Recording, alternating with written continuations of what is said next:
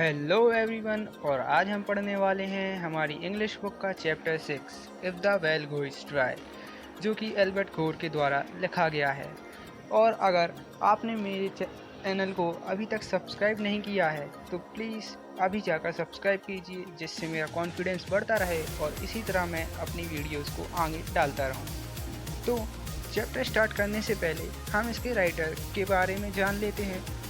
तो जैसे कि हम जानते हैं कि एल्बर्ट गोर, जो कि 1948 में पैदा हुए थे, वह यूनाइटेड स्टेट्स ऑफ अमेरिका के 45th प्रेसिडेंट होने के साथ साथ क्लाइमेट चेंज जैसी सीरियस प्रॉब्लम को भी देखने वाले one of the most first politician भी थे। इन्होंने प्रेसिडेंट के रूप में अपने देश को 9 सालों तक सर्व किया और 12 अक्टूबर 2007 में इनके इसी हार्ड वर्क के दौरान इनको नोबेल प्राइज से सम्मानित किया गया। कि आप सभी जानते हैं कि हमारी ह्यूमन बॉडी का आधे से ज़्यादा पोर्शन पानी से कवर है, जो कि हमारे अंदर 71% है। बाकी सभी एलिमेंट जैसे कि ऑक्सीजन, नाइट्रोजन, हाइड्रोजन और बहुत से एलिमेंट हमारे प्लेनेट के अंदर ही प्रेजेंट हैं। आपको अभी फ़ोटो दिखी होगी, उसमें आपने सब कुछ देख लिया होगा। हमारे अर्थ में लगभग 71% ऑफ वाटर है, जिसमें सिर्फ 2.5% पीने लायक है और बाकी का सारा परसेंट ओशियनिक वाटर है, जो कि इतना सॉल्टी है कि वो हमारी लीवर को भी ख़राब कर सकता है। तो जैसा कि हम जानते हैं कि water one of the most important part है, ना सिर्फ हमारे लिए बल्कि और भी बाकी सभी लिविंग और नॉन लिविंग ऑर्गेनिम्स के लिए भी। जब हमारा अर्थ फॉर्म हुआ तो वो वाटर ही एक ऐसा रिसोर्स था जिसमें लाइफ फॉर्म हुई। उसी की वजह से हमारी लाइफ का एवोल्यूशन स्टार्ट हुआ। सिर्फ वाटर की वजह से ही हम उससे केमिकली और बायोलॉजिकली कनेक्टेड हैं। केमिकली से मेरा मतलब ये है कि हमें सॉल्ट जैसी चीज़ें इससे मिल सकती हैं, और बायोलॉजिकली वे में किसी बायोमॉलिक्यूल जैसे DNA, RNA के आसपास वाटर का प्रेजेंट होना।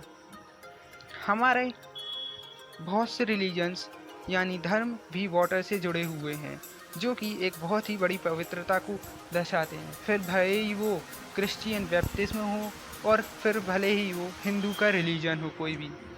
सिर्फ पानी की वजह से ही हमारा एनवायरनमेंट हरा भरा रह सकता है। इससे हमारे पूरे इकोसिस्टम की सुंदरता बढ़ती है। लेकिन आज की कंडीशन में हमारा सारा का सारा एनवायरनमेंट धीमे धीमे डैमेज होता जा रहा है और इससे पूरे अर्थ पर इफ़ेक्ट पड़ रहा है। साथ ही साथ पानी की भी कमी बढ़ती जा रही है। इन सभी की वजहें सिर्फ और सिर्फ ह्यूमन्स हैं, क्योंकि वो एक बड़े पैमाने पर पूरे इकोसिस्टम को डैमेज कर रहे हैं। कहीं वो डिफॉरेस्टेशन कर रहे हैं तो कहीं वो अपने न्यूक्लियर एक्सप्लोजन टेस्ट कर रहे हैं। वो इतने लापरवाह हो गए हैं कि वाटर की सेविंग करना ही भूल गए हैं।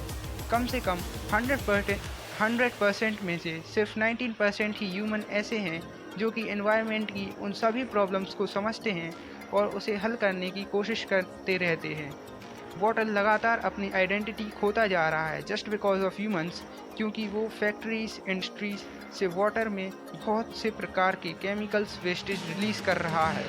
अगर इस कंडीशन को बहुत जल्द ही नहीं देखा गया तो हमारा फ्यूचर क्या होगा ये हम सोच भी नहीं सकते। हमें ना सिर्फ वाटर को बचाना चाहिए बल्कि हमारी वाइल्ड लाइफ को भी बचाना चाहिए, क्योंकि wild life, water, ecosystem, environment, ये सभी हमारे प्रकृति का एक बहुत ही one of the most important part भी कह सकते हैं और पूरा हिस्सा भी कह सकते हैं। वैसे पार्ट और हिस्से में कोई डिफरेंस नहीं है, इसलिए हमें इन सभी प्रॉब्लम्स की ओर अपना ध्यान रखना चाहिए और इन्हें सॉल्व करने के नए नए तरीके देखते रहने चाहिए। तो बस यही था हमारे chapter guys. So thank you so much. मिलते हैं अगले चैप्टर में। And please if you like my video, बाकी सब तो आप ही को पता होगा कि आगे क्या करना है।